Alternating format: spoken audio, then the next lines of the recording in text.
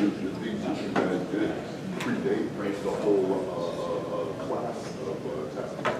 You know, There was some thought process No. and structure which they did the criticality of data. So for that purpose, they made that decision. It was huge benefit for us to come to the department. And the fact that what we know we knew there was a problem. They just find it. We did.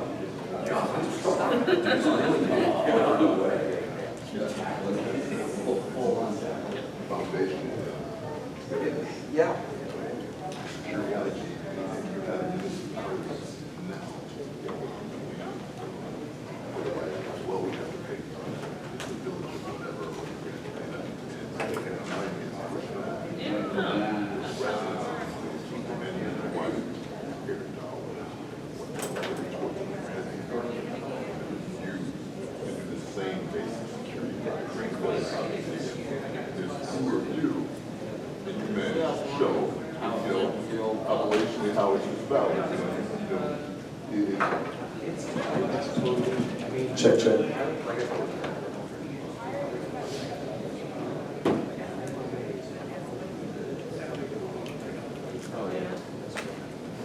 All right, is everybody in? Is this on? Yeah. Can you hear me? Closer? See? Okay. Hello, I'm Cherie Burgett. I am the Director of Operations for the Mining and Metals ISAC.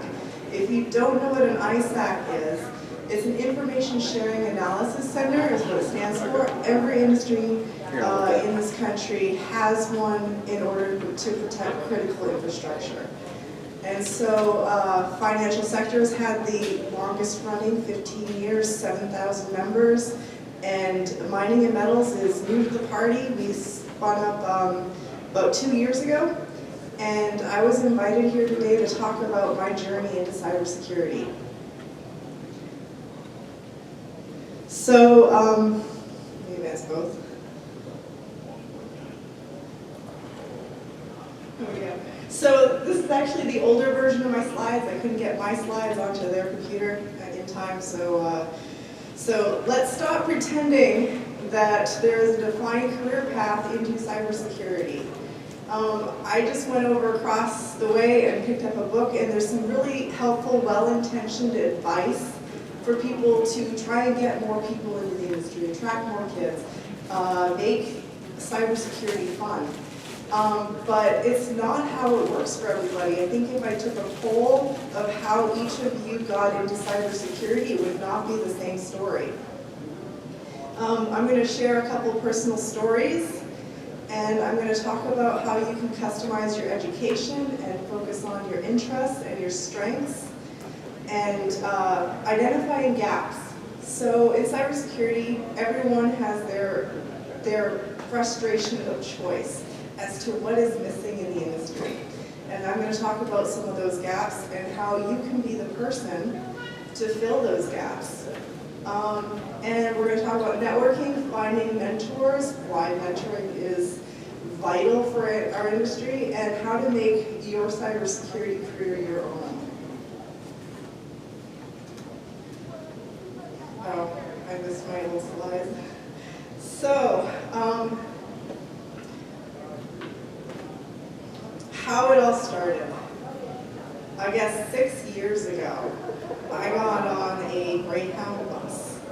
I was a stay-at-home Army wife, mom of 4 kids, and I wanted to go to DEF CON. I was a gamer. I love games, and one of my friends said, "Why don't you go to DEF CON? You'd fit right in."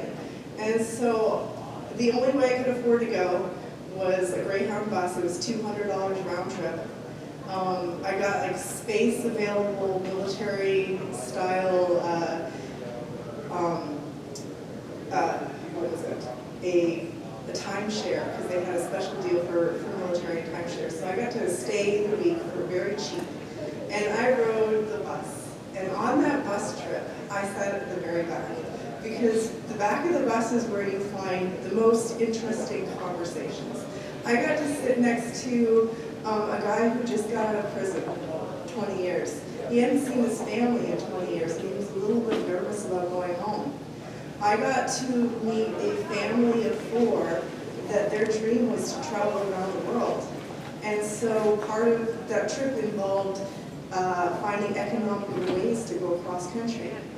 And I got to meet people, and they shared their stories with me. And it was an amazing 4-day bus trip. And it landed me at DEFCON. And right from the bus stop, I grabbed my things, I dropped it off at the hotel, and I went to go get my badge. And after I got my badge, I sat in line, and I'm like, okay, I'm here. I'm here, I'm alone, I'm here to have fun, and so I just gotta enjoy being here. So it was a long line, as DEFCON lines can be, and I was bored. And so I spotted out this one young man who was walking by, and I said, that line is pretty long right now. If you pretend that you know me, I'll let you stand next to me. And he's like, what? What do you want me to do? And I'm like, yeah, you can cut in line, it's okay. No one here will bother you. And so he's like, okay, I'll do that. And he stood next to me, he's like, so what's your name? And I'm like, you're supposed to pretend you know me. And he's like, okay, so what do you do? And I'm like, all right, you can go to the back of the line.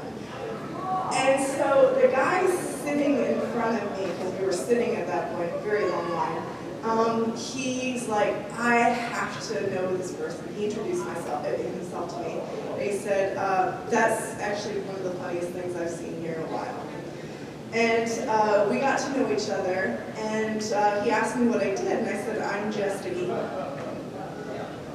And he's like, nobody's just a gamer. And he's like, what are you here for? And I'm like, well, somebody told me about DEFCON, I thought it'd be the place to be. Fast forward 3 years later, I'm still going to DEFCON.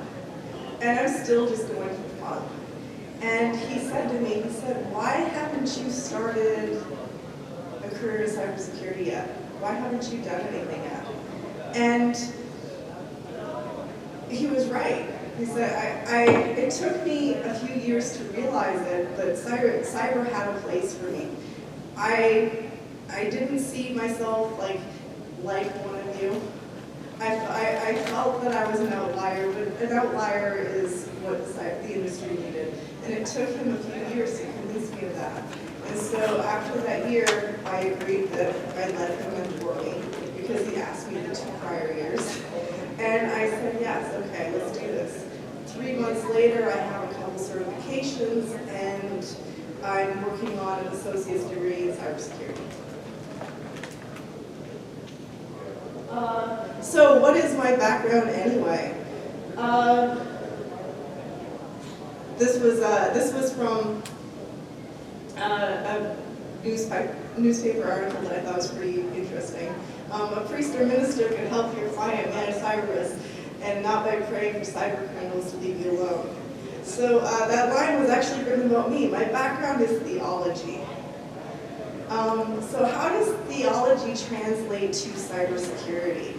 If you think about it, theology is the study of ethics and human beliefs, and the impact that human beliefs have on our society. So it hasn't changed in the time that people have inhabited this planet, that we still have core beliefs that drive our behaviors, drive what we feel is ethical and unethical. And people's beliefs can convince people to do things that you might think would be wrong or right.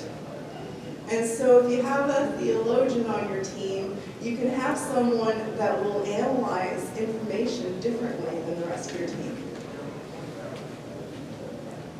So, education. So it doesn't matter what your educational background is. It really doesn't. And you'll still need more. It doesn't matter where you're starting, it's a journey for all of us. And so my recommendation, if you're just starting out, start out with Network Plus and Security Plus. And use that as your exploration of the field. You'll find as you go through the Security Plus curriculum and information, you'll find certain pieces that really fit your interests. And those interests, if you let those drive your career, you'll shape a career around that. Mentoring. Find a mentor and be a mentor. If you mentor someone, you grow just as much as your mentee. And don't wait until you're a so-called expert before mentoring someone. Don't wait before you're a so-called expert before starting your cybersecurity career, because there is not a single expert in this room. We're all on the same path. And we all have things that we can teach each other and learn from each other. If you want or need a degree, consider customizing your own. I made this discovery, and these degrees have been around for a while, but those interdisciplinary studies degrees, you get to pick, a few key, or 2 or 3 key areas that you want to concentrate in. My concentration currently is in psychology and political science and cyber intelligence. And you can work out a degree plan with an advisory board and customize your own education. Academia is still trying to figure out what we need as cybersecurity professionals. They're still trying to figure out what program is right to train us. And once you get in, you start realizing that there's so much more involved than protocols and security controls. You start realizing that there are political powers at play. There are human behaviors at play. We're working with people and groups, not just machines and networks.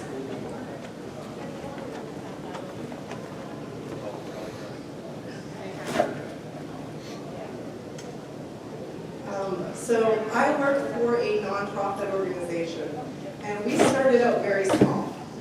We started out with 5 members, and we didn't want to take any government funding to spin up our organization. So we bootstrapped it for the first year and a half. And so in that, we discovered that there were things that we could do that didn't really cost a lot of money. We didn't need a ton of money to start up. There were platforms already built by wonderful people. There were already sharing organizations and open source intelligence that we could tap into. There were government programs that we could tap into. And so the lessons that we learned is that you don't have to spend a lot of money to build something really awesome. So when profits are off the table, so the vendor community, and I don't want to give vendors too much of a hard time because we really do rely on them. And our relationship with our vendors is primarily important. And that's one of the things that I work to do is develop relationships with vendors that we work with. But a lot of times when I go to these conferences, what we see is vendors telling you, okay, this is your problem, and this is the box that's going to fix that problem. And so when you actually have to focus on, the things that matter without the sales involved, you come up with a different idea of what's missing. Because if a member of mine can purchase a service or a good somewhere else, why does he need me? And so we focus on the things that the vendors aren't providing. Human factor security. Human factor security, SANS has a whole human factor security. They have the idea of human sensors. Like everyone in your company is a sensor. And so human factor security is sort of driving that culture of security in your company, and then answering the questions, how do I get people in my company to actually care? How do I get a machine operator to care about cybersecurity? I also focus on the adversaries and their motivations and their activities and why they might target certain people.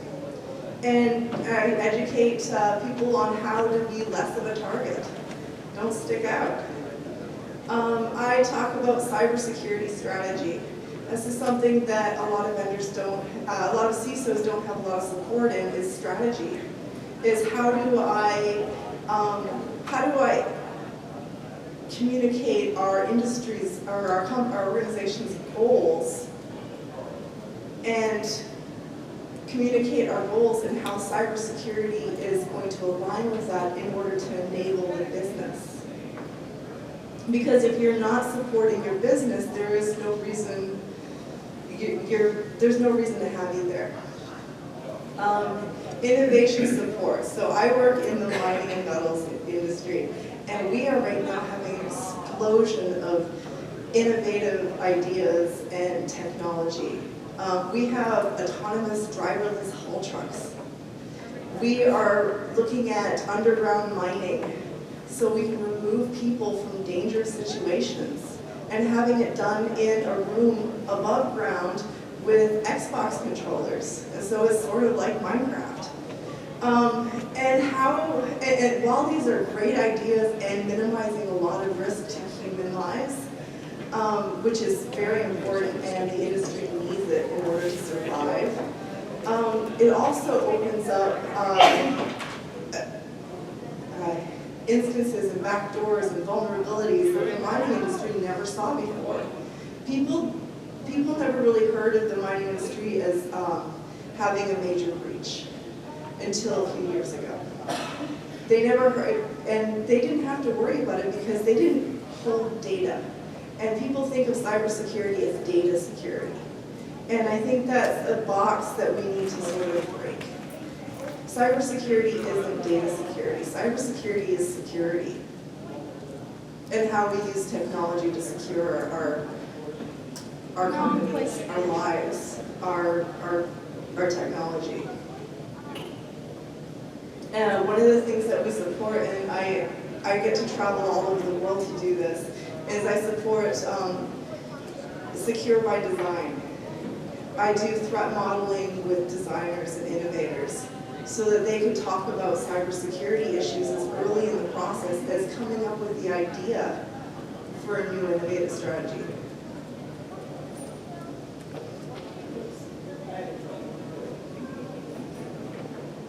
So, where do you fit? Your challenge is to think about cybersecurity differently. We fit cybersecurity into a box. And not everyone here looks the same, and not everyone here looks like me. And we need to start looking for adding more diversity to the industry. Because we need to be sharing ideas and thinking in broader scope of terms of how we deal and address these problems. Be unique and be yourself. That's kind of a conversation that I just had outside, is how people want to show the world that they belong and pretend to be tough, or pretend to be girly, or pretend to be someone that they are not. And it's okay to be silly and have fun, because there's a lot of us here that are silly and have fun. And you can really shape your career around your own unique skills. The job that you have now won't be the job that you have next year, even if it's the same title. It changes. And you can be, you are the greatest influencer on what that job looks like next year. And so you can slowly change your job over time to more match what's best suited for you and what the industry actually needs. Network with people. These types of conferences are the best place for that. This is where I got my start, and this is where a lot of people find people to mentor or to be mentored. and to know where the next job opening is, or get that recommendation, or know what next step they should take for the path that they're on. And this is your industry. This really is your industry. And this is something I tell my ISAC all the time. This is your ISAC. And when I was an FRG leader, I was like, this is your FRG leader. So this is sort of a recurring theme. This is your industry. We're the ones who shape it. And we're the ones who are going to make it into what we need it to be. Thank you.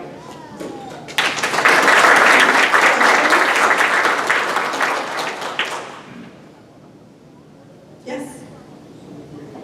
Technology advances support the economy, key companies like certifications, lag Okay. somewhat with data. Absolutely. So education never stops.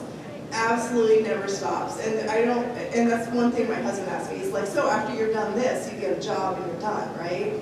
And I sort of looked at it and said, no, it never stops. And you don't have to be every man's expert.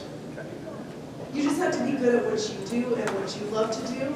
And you have to find people that are good at what they do and help encourage them, because this is a group effort. You don't have to put the weight on your shoulders to know everything. Yes? 2 questions for you. Absolutely. Shoot. First, if you could give us the steps as far as like what it took for you guys to build your ISAC, and also let me know if your ISAC collaborates with other security-related ISACs. Yes. Okay, so our steps that we took for our ISAC, it was actually the idea of the guy who was sitting in front of me at DEFCONs the first year that saw me torture that poor guy. So it was his idea because he really wanted one for the industry. And he wasn't the only one who came up with this idea. In fact, a few years prior, somebody else tried it and it flopped. And the thing that he said that they really needed to keep it together was someone that would be working with everybody as an independent party that knew how to get people to work together, and that could help analyze and give them a bigger picture of what was going on. And so we started off with 5 that he had to sell the idea to as to why we needed it. And once they started off with 5, each one pledged that they would be a member. And then they brought me in, and we had our first meeting, and we decided, okay, this is what we want to do, this is where we want to go. Cherie, all right, good luck, let's do it. And so actually Eric here is a member of our ISAC, and he came to me and said, I want to build an ISAC for critical manufacturing. And I said, well, you're in luck, because we are mining and metals, and he's a metals company. You can help us build ours. And so it's a collaborative group effort, and it basically meant we have awesome people that really have this on-fire idea and believe in the ISAC, and it's not going to fail because we don't want it to fail. Everyone's bought in. And your second question? Oh, the second question was, do you collaborate with other security-related ISACs? So yes, we do collaborate with other security ISACs. We belong to a larger organization, the International Association of Certified ISAOs. And so there's some ISAOs in there. ISAO is the newer form of the ISAC, so that every industry can create a group that they see fit. And so, for example, and here's just an idea for an ISAO, if somebody wants to start it, medical device ISAO would fall closely in line with the health ISAC, but instead of dealing with patient privacy and security, it would be completely focused on medical device research. So if anyone wants to start that, I support you.